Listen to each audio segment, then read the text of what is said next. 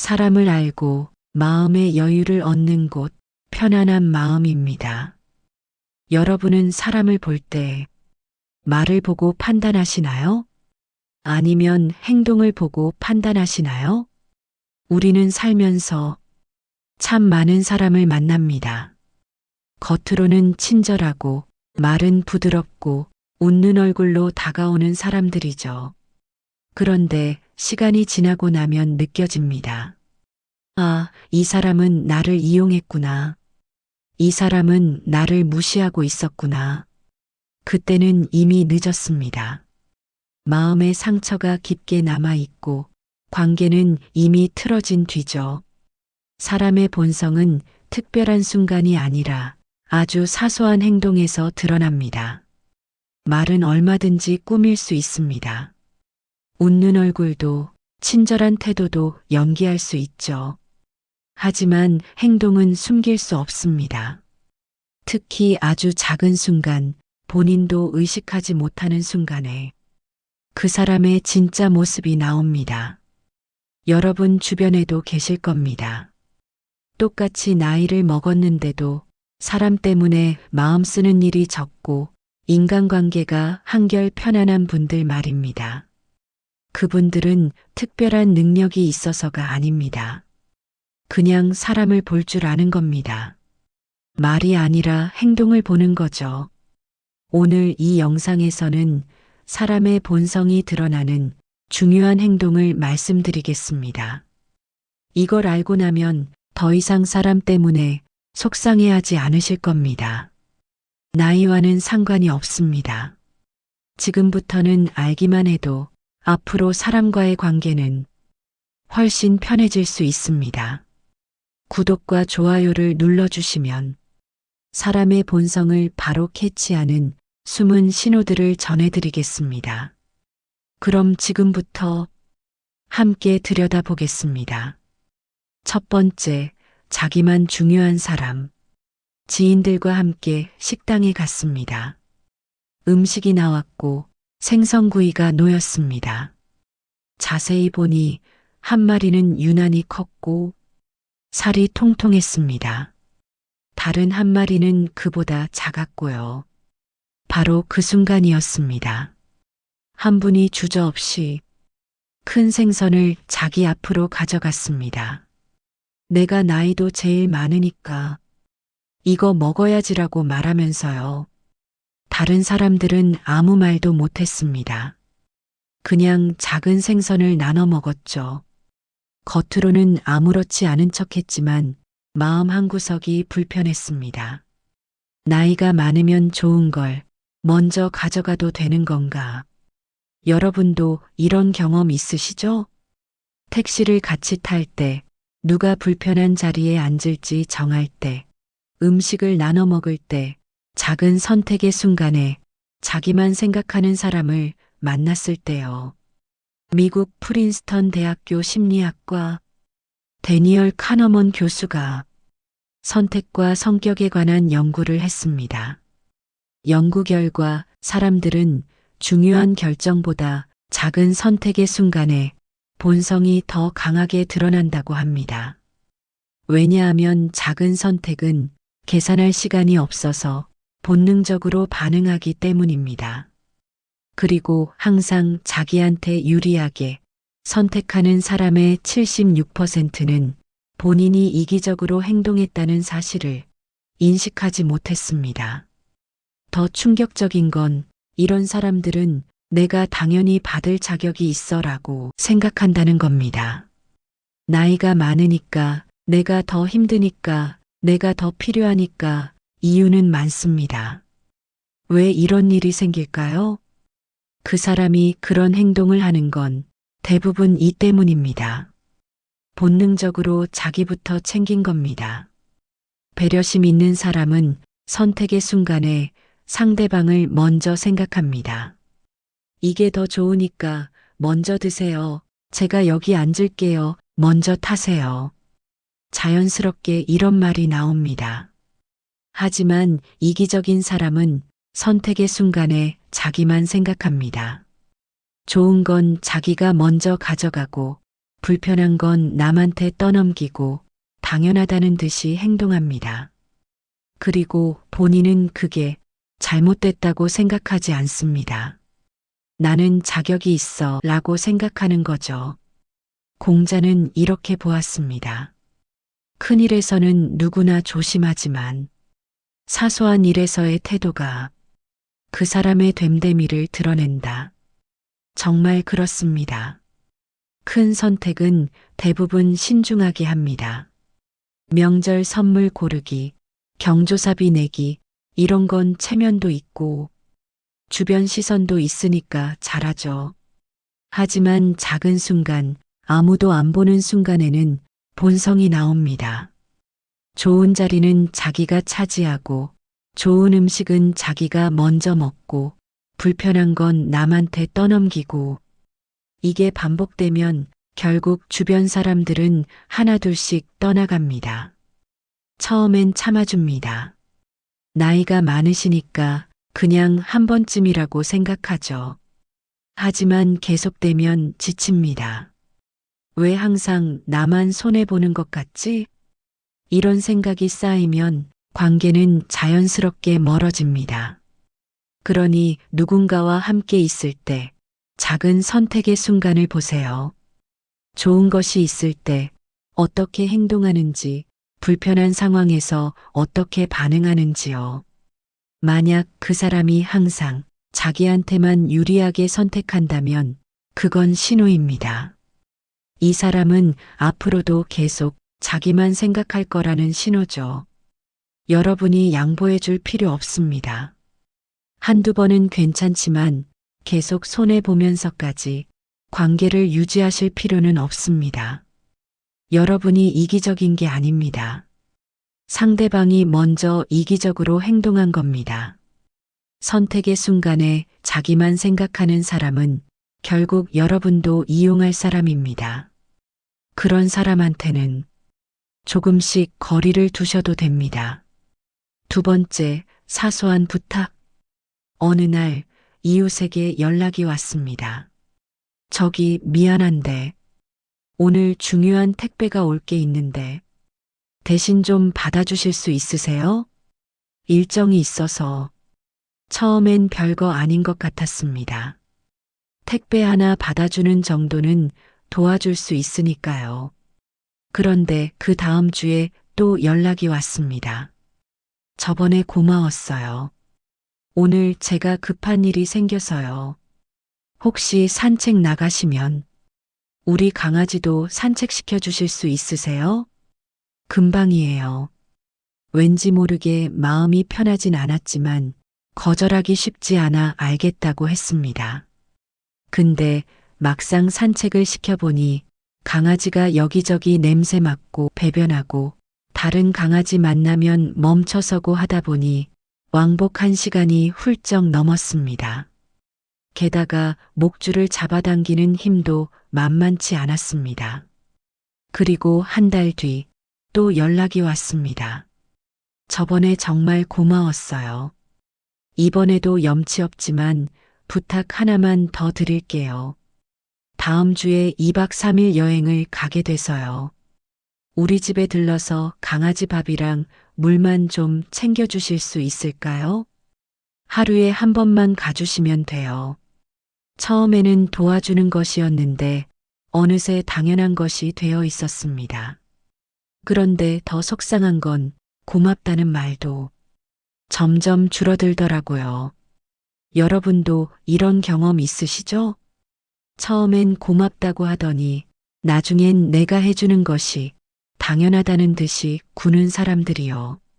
미국 스탠퍼드 대학교 심리학과에서는 작은 부탁의 심리학이라는 연구를 했습니다. 연구 결과 사람들은 작은 부탁을 들어주면 점점 더 큰 부탁을 하게 되고 평균적으로 세 번째 부탁부터는 상대를 이용 가능한 사람으로 인식한다고 합니다. 더 충격적인 건 부탁하는 사람은 본인이 과도하게 요구하고 있다는 사실을 인식하지 못한다는 겁니다. 저번에도 해줬으니까 이번에도 괜찮겠지 라는 생각이 자동으로 작동하는 거죠. 왜 이런 일이 생길까요? 그 사람이 그런 행동을 하는 건 대부분 이 때문입니다. 이건 성격 문제가 아니라 학습된 무례함입니다. 작은 부탁 하나를 들어주는 순간 그 사람은 여러분을 테스트하기 시작합니다. 이 사람은 거절을 못하는구나. 이 사람은 내가 부탁하면 들어주는구나. 그리고 그 테스트를 통과하면 부탁은 점점 커집니다. 처음엔 택배 하나 받아달라는 것이었는데 나중엔 매일 시간을 빼앗깁니다. 다산 정약용 선생님도 이렇게 말씀하셨습니다. 작은 은혜를 당연하게 여기는 사람은 큰 은혜도 있는다. 한 번 도와줬을 때 고마워하지 않는 사람은 10번을 도와줘도 고마워하지 않습니다. 오히려 도와주지 않으면 섭섭해합니다. 저번엔 해줬으면서 왜 이번엔 안 해줘? 하면서요. 그러니 작은 부탁 하나를 들어줬을 때 그 사람이 어떻게 반응하는지를 보세요. 진심으로 고마워하는지 아니면 당연하게 받아들이는지를요. 만약 당연하게 받아들인다면 그 사람한테는 더 이상 도움을 주지 않으셔도 됩니다. 여러분이 인색한 게 아닙니다. 여러분의 시간과 마음을 지키는 겁니다. 작은 부탁을 당연하게 여기는 사람은 결국 여러분을 이용하려는 사람입니다. 그런 사람한테 미안해하실 필요 없습니다. 세 번째, 사람을 대하는 태도. 어느 날 한 아파트 입구에서 이런 일이 있었습니다. 한 중년 남자가 경비실 앞을 지나가다가 택배를 받으러 왔습니다. 경비 아저씨가 택배를 찾아드리는데 조금 시간이 걸렸습니다. 그러자 그 남자가 말했습니다. 아니, 뭐 하는 거예요? 빨리 좀 찾아줘요. 말투부터 이미 반말에 가까웠죠. 경비 아저씨는 허리를 굽혀가며 택배를 찾아드렸습니다.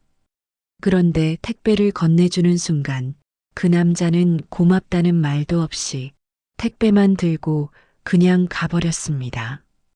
뒤돌아보지도 않고요. 그런데 신기한 건 그 남자가 엘리베이터 안에서 다른 이웃을 만났을 때는 완전히 다른 사람이었다는 겁니다. 안녕하세요. 오늘 날씨 좋죠? 하면서 환하게 웃더랍니다. 여러분도 이런 사람 보신 적 있으시죠?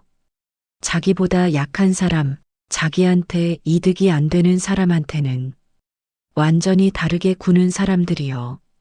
미국 UC 버클리 대학교의 심리학 교수는 흥미로운 연구를 했습니다. 권력을 가진 사람일수록 공감 능력이 얼마나 떨어지는지를 측정한 실험이었죠. 연구 결과 사회적 지위가 높다고 느끼는 사람들은 타인의 감정을 읽는 능력이 평균 32%나 낮았습니다. 자기가 우위에 있다고 느끼는 순간 상대방의 마음을 신경 쓰지 않게 된다는 거죠.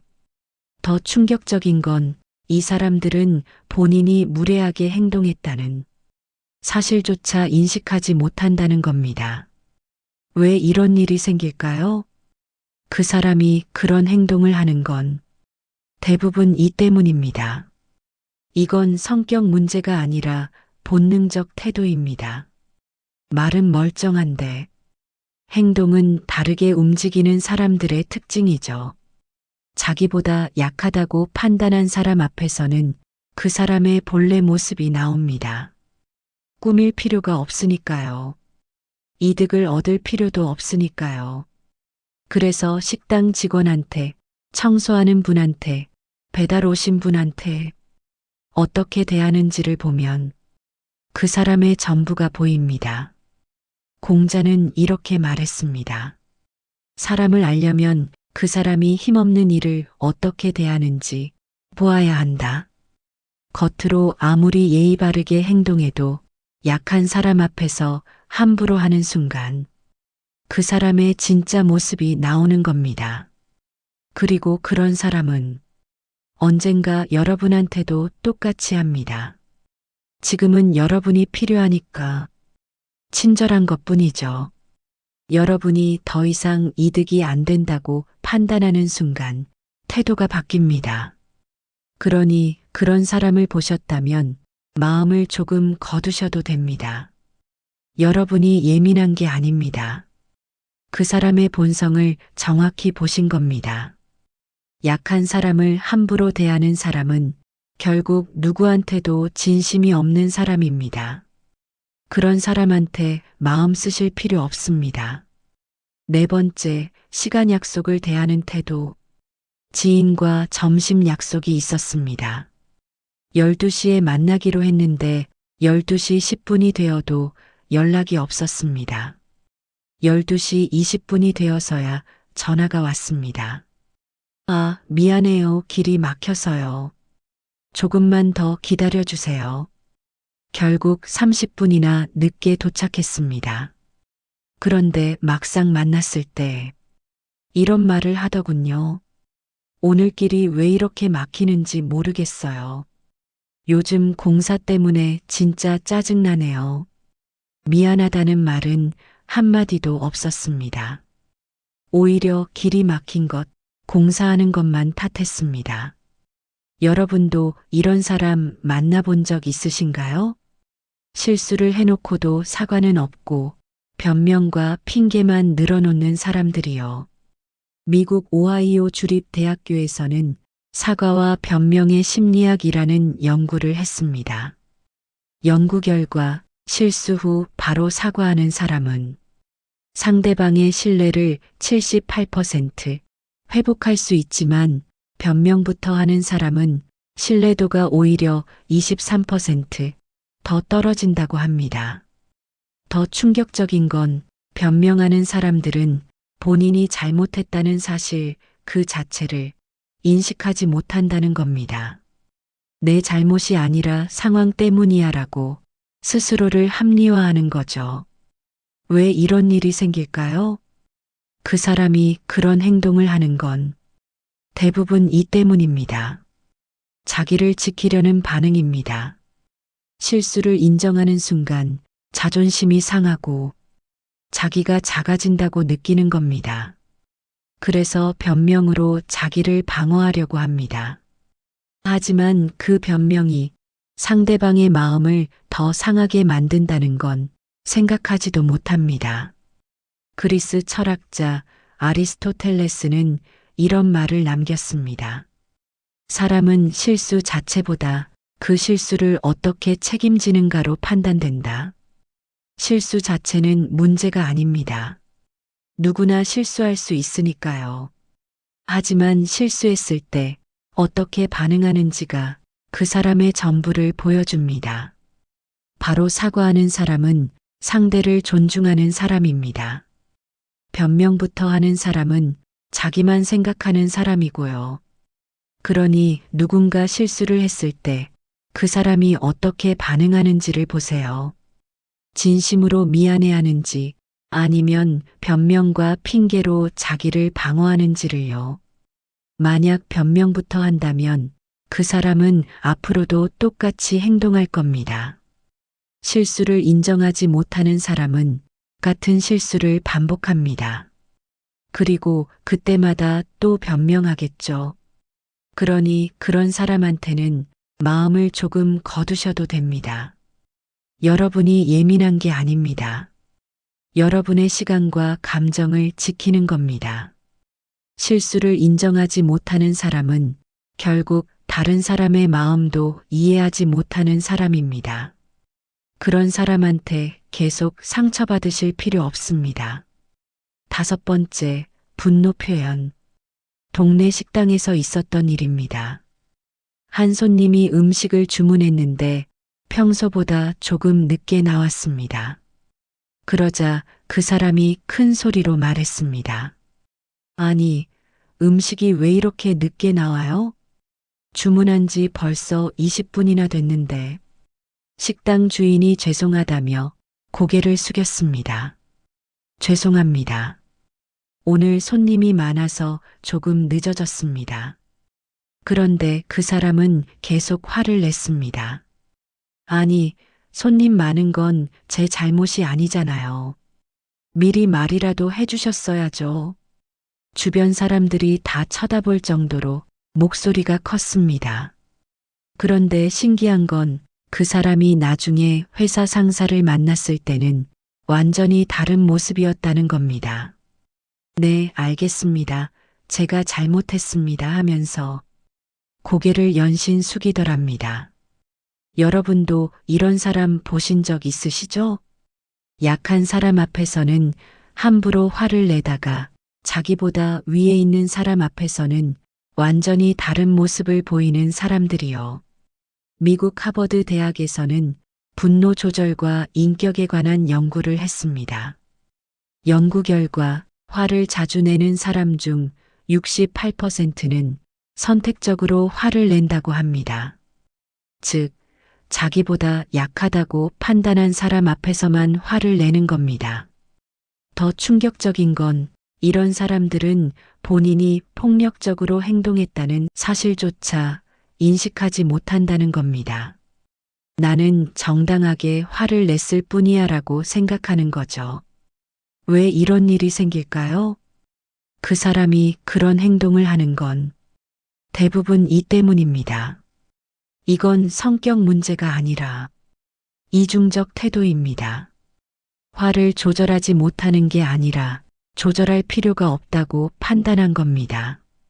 약한 사람 앞에서는 화를 내도 되지만 강한 사람 앞에서는 참아야 한다고 본능적으로 아는 거죠.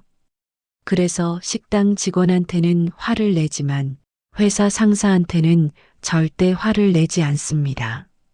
다산 정약용 선생님도 이렇게 말씀하셨습니다. 분노를 조절할 수 있는 사람이 진정 강한 사람이다. 분노를 선택적으로 쏟아내는 사람은 약한 사람이다. 화를 낼 수 있는 능력이 중요한 게 아닙니다. 화를 참을 수 있는 능력이 중요한 거죠. 그리고 더 중요한 건 누구한테나 똑같이 대하는 겁니다. 약한 사람한테만 화를 내는 사람은 결국 비겁한 사람입니다.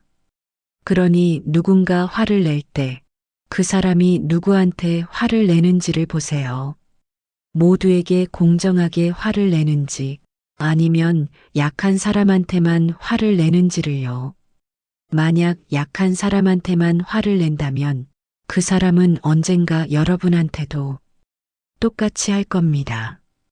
여러분이 더 이상 필요하지 않다고 판단하는 순간 화를 내겠죠. 그러니 그런 사람을 보셨다면 거리를 두셔도 됩니다. 여러분이 예민한 게 아닙니다.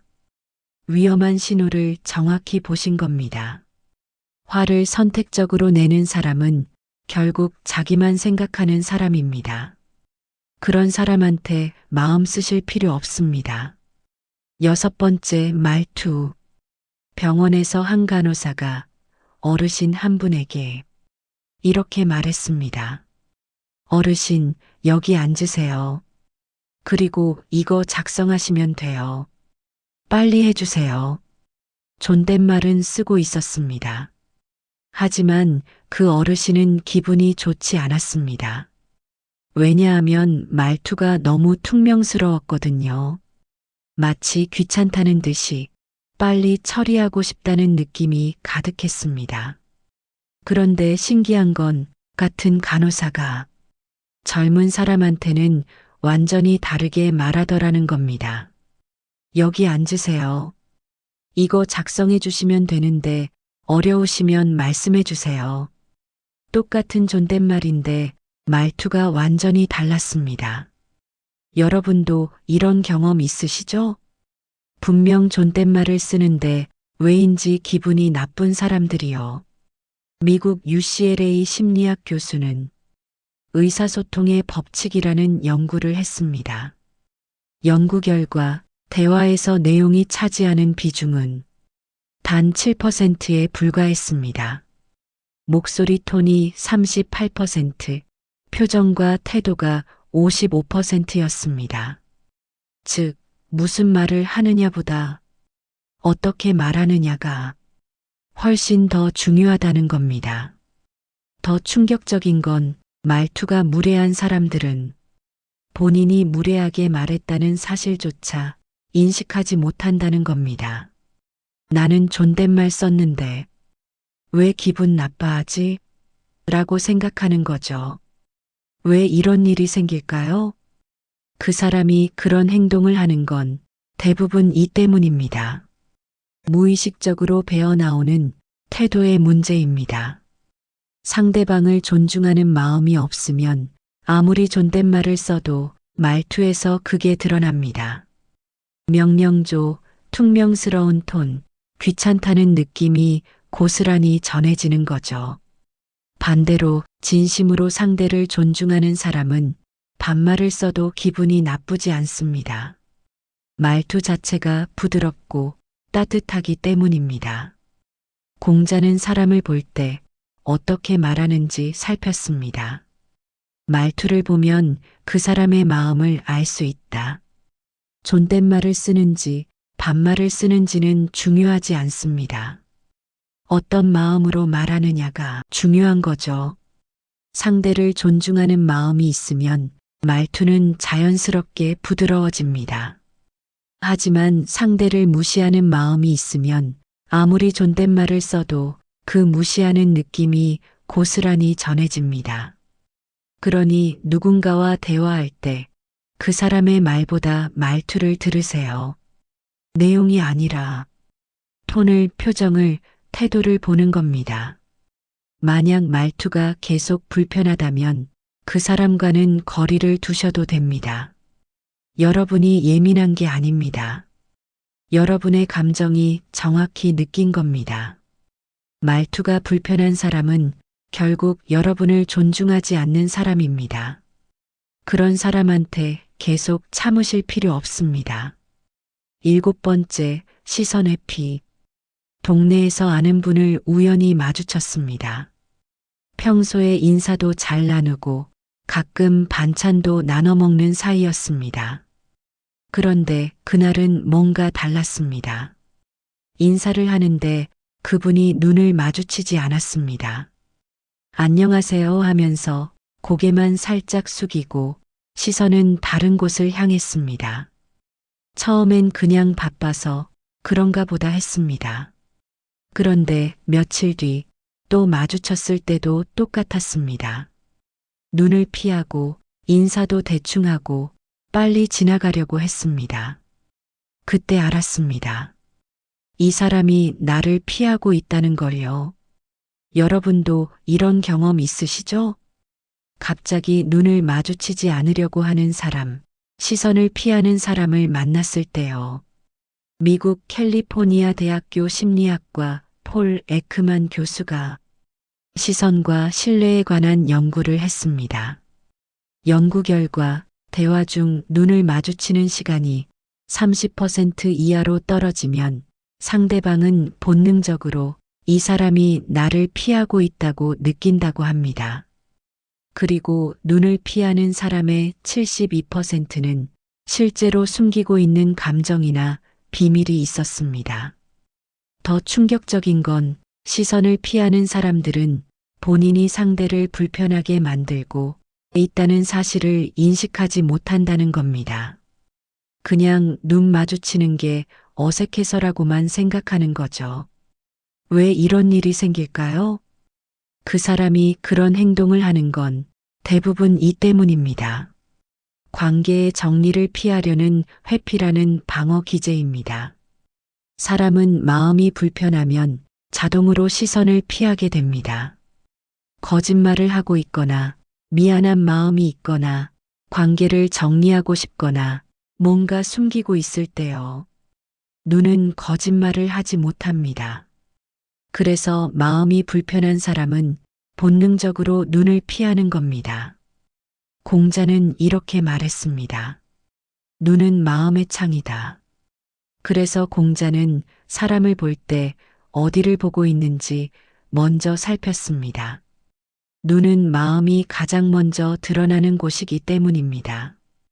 평소에 잘 지내던 사람이 갑자기 눈을 피한다면 그건 신호입니다. 무언가 변했다는 신호죠.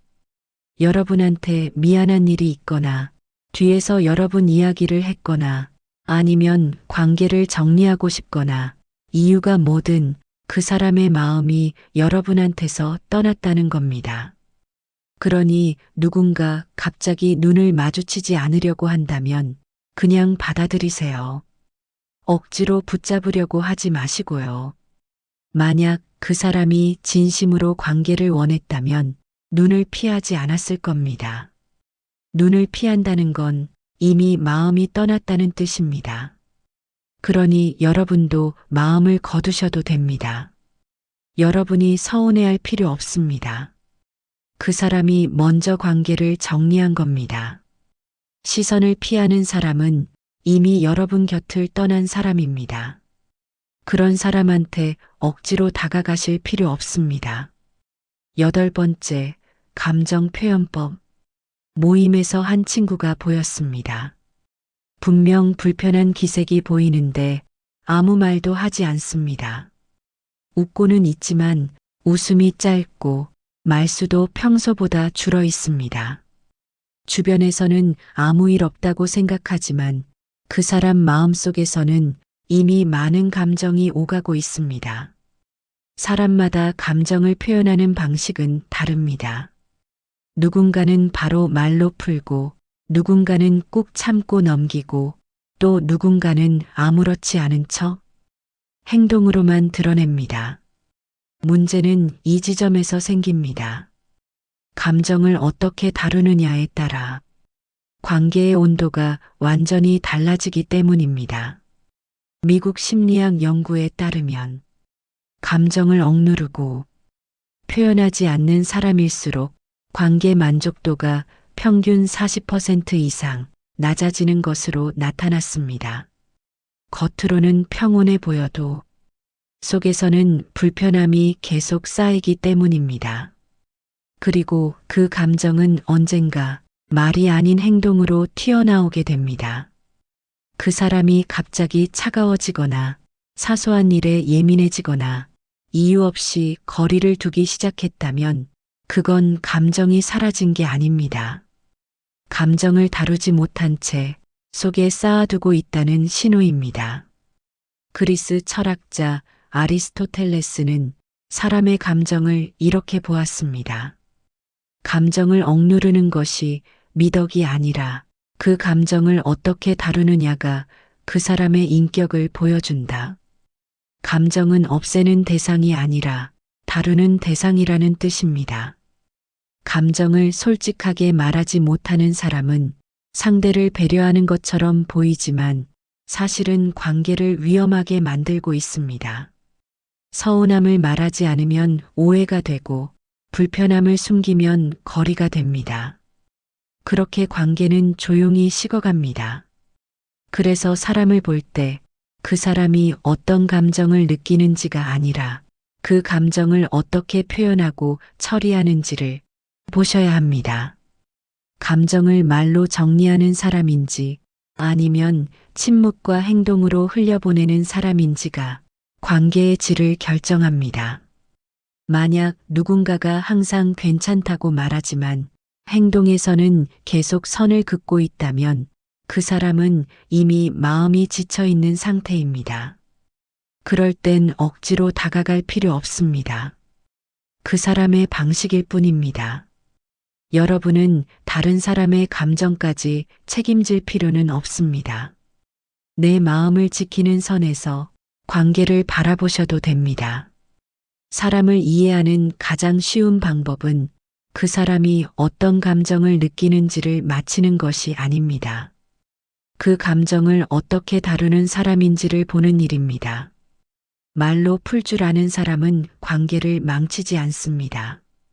감정을 숨기지 않는 사람은 상대를 혼란스럽게 만들지 않습니다. 반대로 감정을 눌러두는 사람은 의도하지 않아도 관계를 아프게 만듭니다.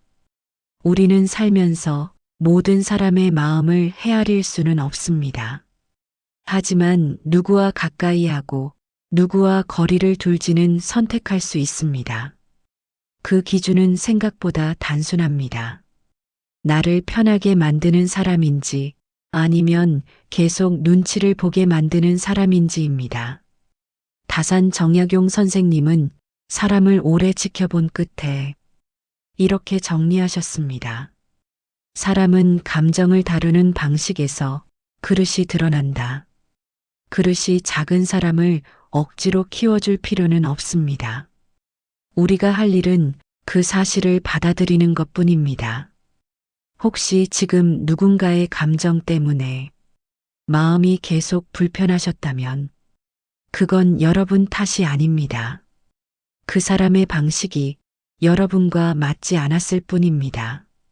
관계는 애쓰는 쪽만으로는 유지되지 않습니다. 편안함은 서로의 감정이 존중될 때 만들어집니다.